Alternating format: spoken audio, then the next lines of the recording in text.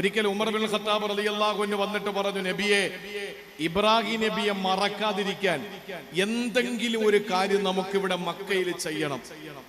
അള്ളാന്റെ റസൂല് പറഞ്ഞു, പടച്ചോന്റെ കൽപ്പന ഒന്നും വന്നിട്ടില്ല, എന്നാലല്ലേ എനിക്കെന്തെങ്കിലും പറയാൻ പറ്റുള്ളൂ. അവസാനം ഉമർ ബിൻ ഖത്താബ് തങ്ങളുടെ മനസ്സിന്റെ മോഹം പോലെ അള്ളാഹ് ആയത്തിറക്കി കൊടുത്തു.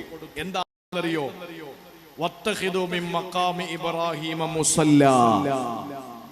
ഇബ്രാഹിം നബിയുടെ സ്മരണ നിലനിർത്താൻ വേണ്ടി മഖാമു ഇബ്രാഹിമിന്റെ പിന്നിൽ നിങ്ങൾ നിസ്കരിക്കുക.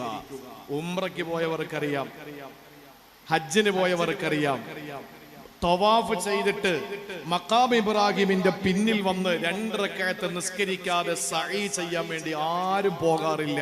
കാരണം എന്താണ്? ഇബ്രാഹിം നബിയുടെ സ്മരണ ലോകത്ത് നിലനിർത്തണമെന്ന് ആഗ്രഹിച്ച ഉമറുൽ ഫാറൂഖ് റളിയല്ലാഹു തആല അൻഹുവിന്റെ മനസ്സിന്റെ മോഹം പോലെ